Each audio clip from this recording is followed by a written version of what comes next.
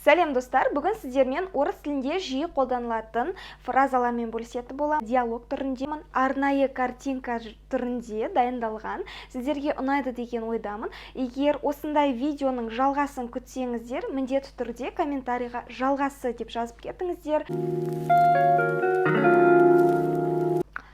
Достар, хабарландыру. Енді менің каналымда видео аптасына 2 рет шығатын болады.